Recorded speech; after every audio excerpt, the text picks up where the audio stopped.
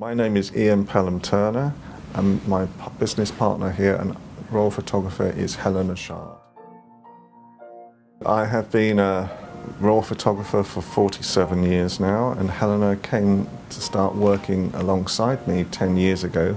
So now we photograph a lot of royal commissions and royal activities. We've tried to analyse is how royal children have been brought up, the actual history behind it.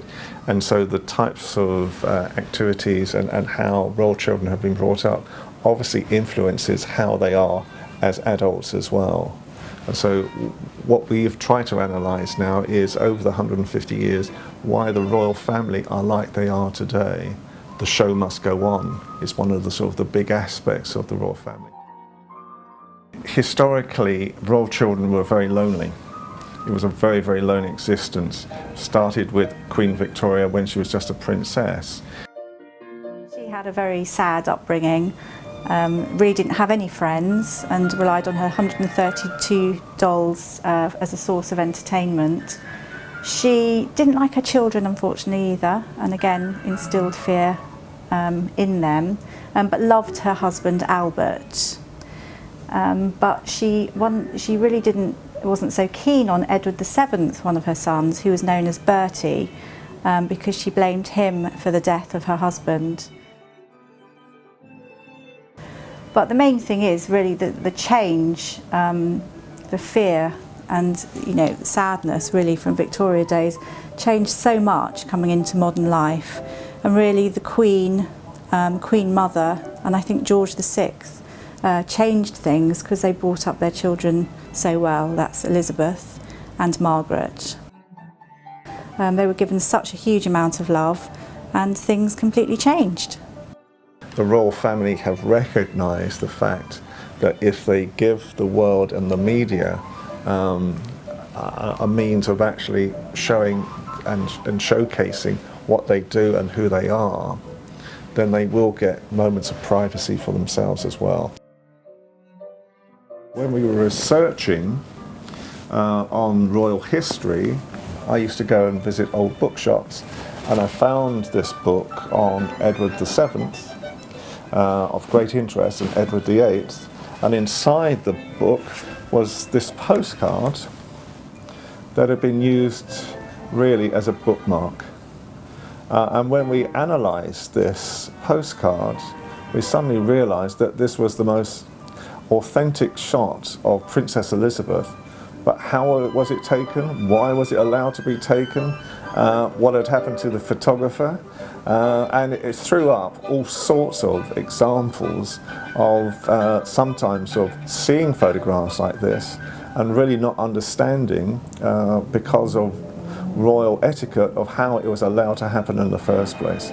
But somebody somehow allowed the photographer in to photograph Princess Elizabeth when she was about 3 years old, building sandcastles in the south coast of England.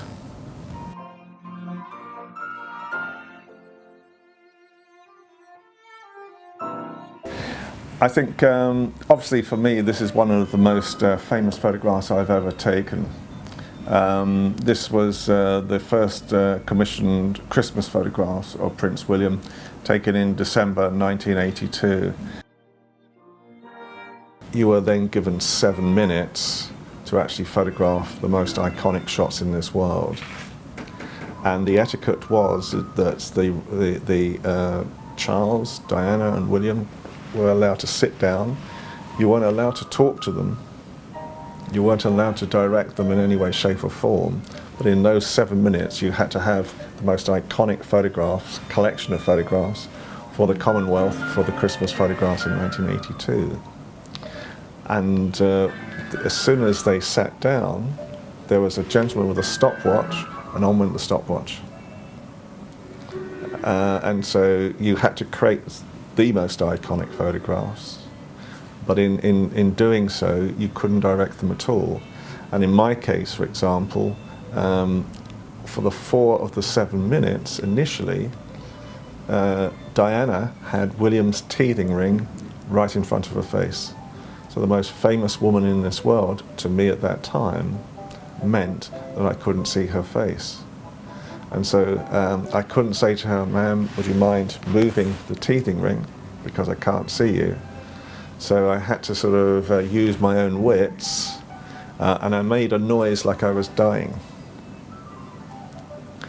And she turned round towards me and realized what she was doing, and moved the teething ring away from her face, and William went to grab the teething ring, and that photograph, 1/60th of a second, made my career. So the photograph here is part of my royal collection, the Royal Child.